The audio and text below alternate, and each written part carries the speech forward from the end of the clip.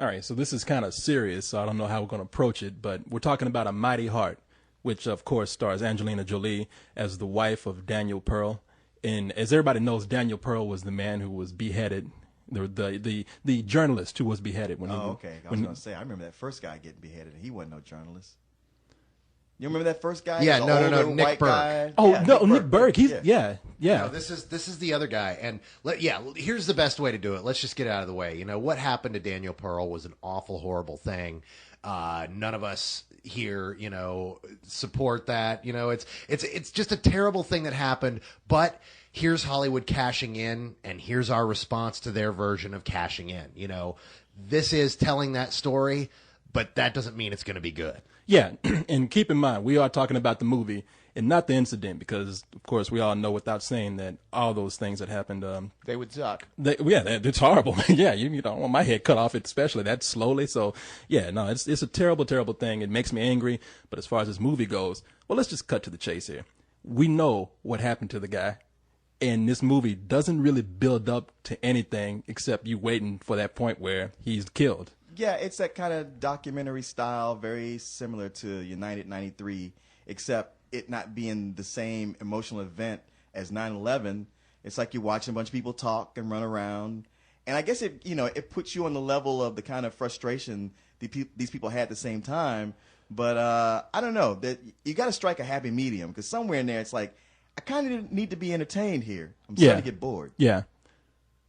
Be entertained. That's kind of weird to say about a man who's getting his head cut off, but well, I'm just saying, you don't go to a movie. I don't care what movie it is. You go for one to get out of heat and get some nice cool air conditioning. Let's not lie here. But you also, you want to be entertained. I mean, even if it's going to depress you or make you sad or make you think, you want to be entertained somewhat. Well, the biggest problem with this movie is that it's passive rather than active, and I hate to be like that, but the fact of the matter is, this isn't a movie about a bunch of people going out trying to find Daniel Pearl. It's about a bunch of people sitting around their table at home, checking their email and answering their cell phone and going, "Oh, I've got news on Daniel." It's 24.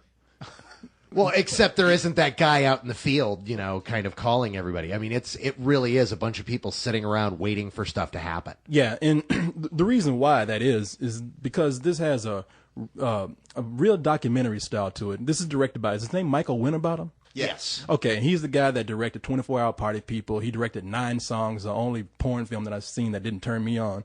And what else did that Cock and Bull Story, wasn't it? Tristram Shandy, a Cock and Bull Story, which is great. Yeah, so, I mean, you either like the guy or you don't. I mean, I like some of his films. I don't like some of his films. And this is the first film of his that I really felt like it falls midway. I mean, because the style is not bad. It really does keep you on edge for a little while until nothing happens for a long time. But the one thing I can say about this is that I didn't like the casting of Angelina Jolie at first. And I know you're going to think I'm being racial, but I'm not trying to be really. It's just that Daniel Pearl's wife, I don't know if she's black, but she looks black. Mm-hmm. And well, she was, I guess, from what they described, she was Cuban and French. Yeah, she just looks very dark. And then I heard they put Angelina Jolie in that role, and I was kind of angry about it at first. And then she delivered in the movie. She was great. Well, let us not also forget that Brad Pitt was one of the producers on this movie. Exactly. You caught me on that. I was about to say something, but yeah, that's exactly what happened. Because I even heard rumor. Now, I don't know if this is true. I probably shouldn't even say it, but I heard that. Who was he married to before? Jennifer Aniston? Jennifer Aniston might have been up for this part. Oh, come on. I shit you not. So he basically produced it so she wouldn't be in it? Is it that bitter? Well, when he was married to her, I think that there was a possibility of her being in that movie. Okay. Oh, no. A producer wanting to, put his actress wife in a film so that they could work together. It's not exactly nepotism the movie. It's more like nepotism the area of California. Yeah, no, and and I have no problem with it at this point because she did very well in the movie. She'll get an Oscar nod for it. She does a kick-ass job in this. I mean, she really sold it, especially the longer the movie went on, and her grief scene. It does tear at you. She is the only reason to see this film. And pay attention this week as you're reading through the papers and reading through the blurbs, and it's like, Angelina Jolie gives an incendiary performance. Angelina Jolie does this. Angelina Jolie does that. Gee, I wonder why they're not talking about the film. This is why. Because she is it. If you like watching performances, it's a great performance to watch. But that's all you're going to be watching. Yeah, and it's something I can't even say. I can't even recommend it that highly because it's just really it's not enough going on for me to even say watch it on DVD. And I feel bad saying that because it's not a bad film. No, I mean, it's the kind of film that you would normally expect to be like a TV movie to come on CBS on a Sunday night and not put as, kind of skimp on the production values, but there's not that much to the story, and they might pump it up some, but for the most part, you just kind of watch and go like, oh, that kind of sucks. I got to disagree with you guys. This film is a total failure. I mean, and you guys, I know you agree with me on this point. We're watching the film, and it gets to the setup, and you find out that a Jewish journalist decided to go and interview some Arab jihadists privately in a small area after about 50 people said, you know what, as long as you're interviewing the guy in a public place, everything will be okay.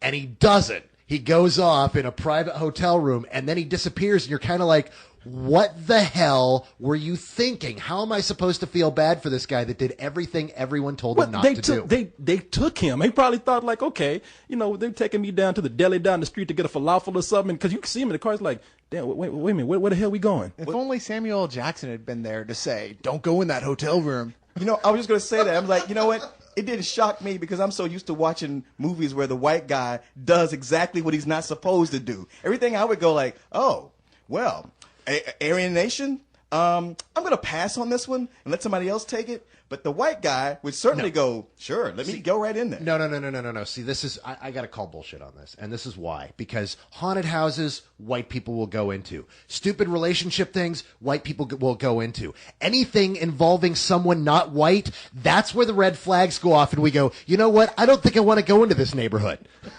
Well, that's true. Normally anybody would have kept on driving, but he was a journalist. I guess journalists have a different code of ethics, they have a different standard of bravery.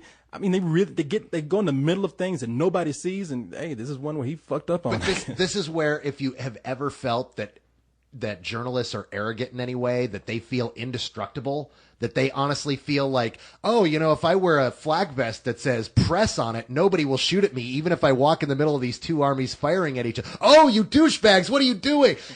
Come on, man. I'm not going to go that far because honestly, we don't know this guy. We're watching a movie and wondering what's happening. We don't know what happened really. I mean, I'm not going to sit up and we're just commenting on the movie character. The movie character, Daniel Pearl, was kind of foolish. I'm like, dude, I don't know. Because they keep showing you Pakistan.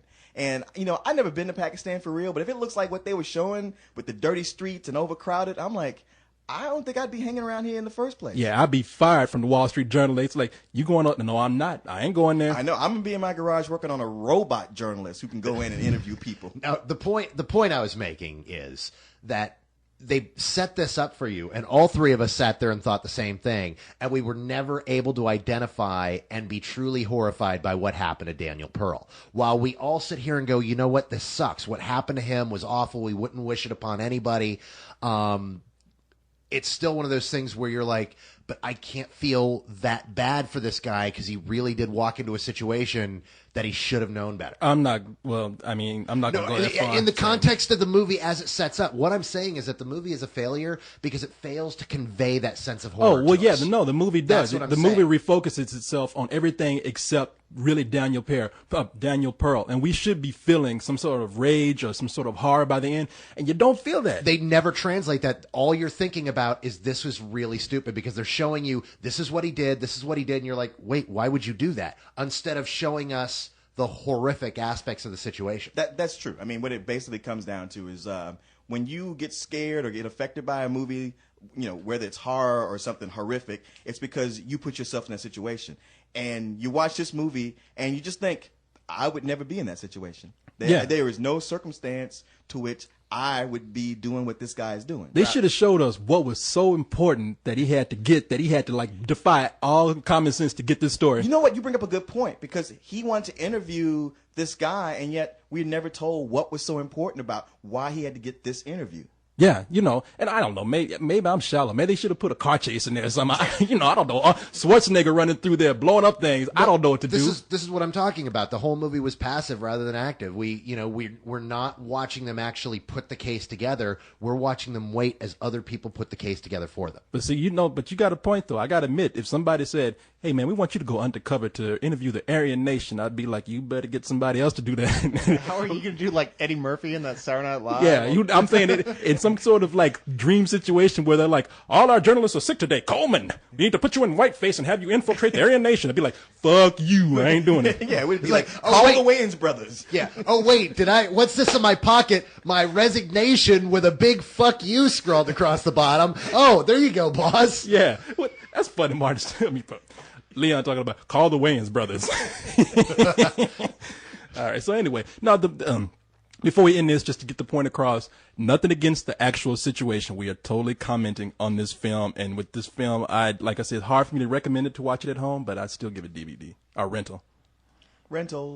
Yeah, I mean, I'd say rental only if you're really interested in it, but really, odds are I'd say pass on it because it's going to be a really boring night of sleeping on the couch. Okay. Oh, you didn't see it, did you? I didn't see it.